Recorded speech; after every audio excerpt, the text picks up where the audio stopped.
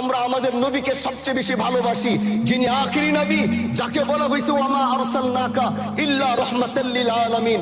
আমরা বারবার দেখছি কিছুদিন পর পর কারা যেন কিভাবে এসে আল্লাহ নবীর শানে কটূক্তি করে, নবীকে নিয়ে অশ্লীল ভাষায় গালিগালাজ করে।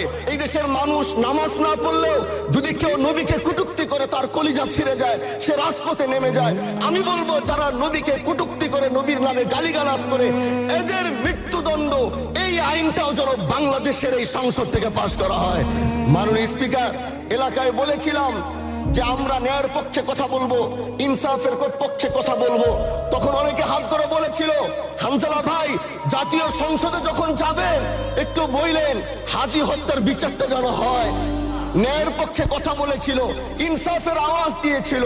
আমাদের মতোই যুবক মাননীয় স্পিকার, তিনি এই যে স্বপ্ন বলেছিল এক সুন্দর বাংলাদেশ করবার, রাস্তার ভিতরে সেই স্বপ্ন থামিয়ে দেওয়া হয়েছে। এই বিচার যদি না হয় তাহলে আমাদের মতো হামজালাদের নিরাপত্তাও রাস্তায় কেউ দিতে পারবে না মাননীয় স্পিকার। এই জন্য আপনার মাধ্যমে আমি বলতে চাই, হাদি হত্যার বিচার যেন সুনিশ্চিত করা হয়।